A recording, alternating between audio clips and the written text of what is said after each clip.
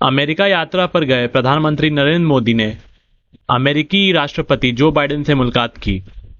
Biden ने 20 जनवरी को अमेरिकी राष्ट्रपति पद की शपथ ली थी।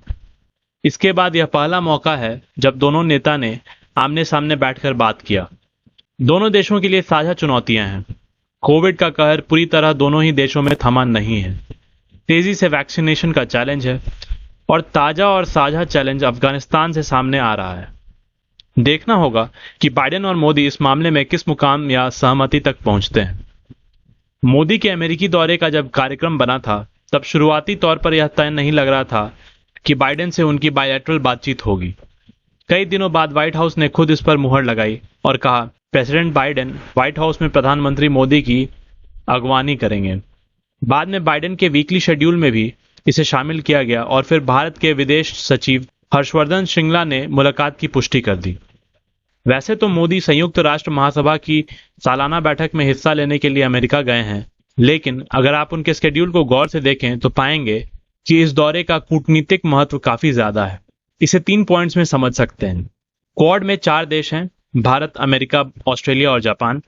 चारों देशों को अगर चुनौती और खतरा है तो सीधे तौर पर चीन से है। इसलिए चारों ही देशों के राष्ट्राध्यक्ष वर्चुअल मीटिंग के बजाय फिजिकली वॉशिंगटन पहुंचे हैं। दूसरा, बाइडेन और कमला हैरिस दोनों ही क्वाड देशों के नेताओं से मुलाकात करने वाले हैं। जाहिर है हिंद और प्रशांत महासागर में चीन जो दबदबा कायम करने की चालें चल रहा है, छोटे देशों को धमका रहा है, उसका सीधा मुकाबला किया जाएगा। तीसरा, मोदी इससे पहले 2 अमेरिकी राष्ट्रपतियों बराक ओबामा और डोनाल्ड ट्रंप के साथ काम कर चुके हैं। बाइडेन एडमिनिस्ट्रेशन ने अब तक भारत के प्रति वही रवैया अख्तियार किया है जो रिपब्लिकन ट्रंप का था।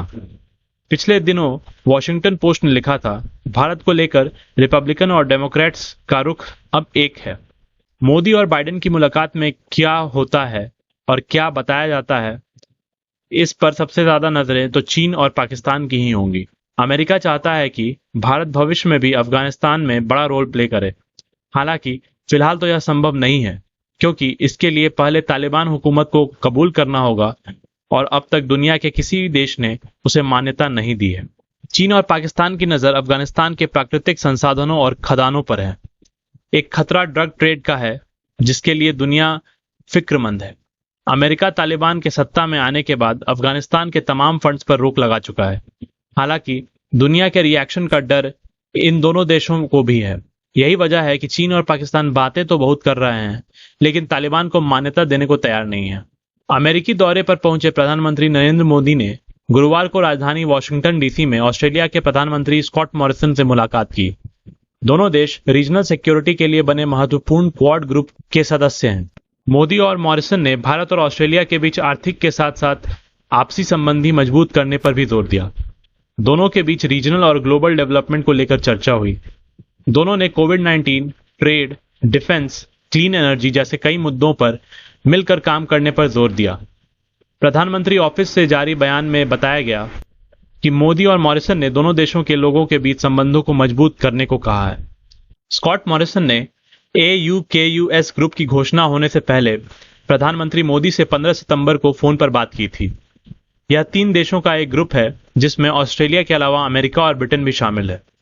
अमेरिका और ब्रिटेन इस ग्रुप के तहत ऑस्ट्रेलिया को न्यूक्लियर पावर्ड सबमरीन की टेक्नोलॉजी देने वाला है। स्कॉट मॉरिसन से मुलाकात के बाद शुक्रवार तड़के करीब 3:30 बजे प्रधानमंत्री मोदी ने जापान के प्रधानमंत्री योशिहिदे सुगा से मुलाकात की। सुगा और मोदी की यह मुलाकात उसी बिलार्ड होटल में हुई जहां प्रधानमंत्री मोदी ठहरे हैं। इसके बाद दोनों देशों के बीच प्रतिनिधिमंडल स्तर की बातचीत हुई। इसमें दोनों देशों के प्रधानमंत्री भी मौजूद रहे। मीटिंग के बाद पीएमओ ने सोशल मीडिया पर कहा, दोनों नेताओं के बीच वॉशिंगटन डीसी में अहम बातचीत हुई। इस दौरान ट्रेड और कल्चरल एक्टिविटीज को बढ़ाने पर भी फोकस रहा। क्वाड मीटिंग में दोनों नेता शुक्रवार देर रात फिर मिलेंगे। प्रधानमंत्री मोदी अमेरिकी राष्ट्रपति जो बाइडेन से मिले। यह पहला मौका था जब दोनों नेता आमने सामने मुलाकात कर रहे हैं। इसके अलावा शुक्रवार को ही व्हाइट हाउस में क्वाड देशों की बैठक थी। इसके बाद मोदी न्यूयॉर्क के लिए रवाना हो गए और 25 सितंबर को संयुक्त राष्ट्र महासभा के 76वें सत्र को संबोधित किया।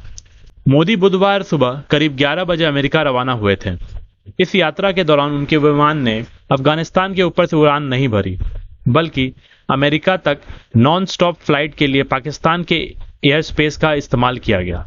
बताया जा रहा है कि सुरक्षा कारणों से यह फैसला लिया गया। इसके चलते मोदी की यात्रा का समय लंबा हो गया, लेकिन उन्होंने इस समय का इस्तेमाल सरकारी कामकाज निपटाने में ही किया और फ्लाइट के अंदर भी काम करते रहे।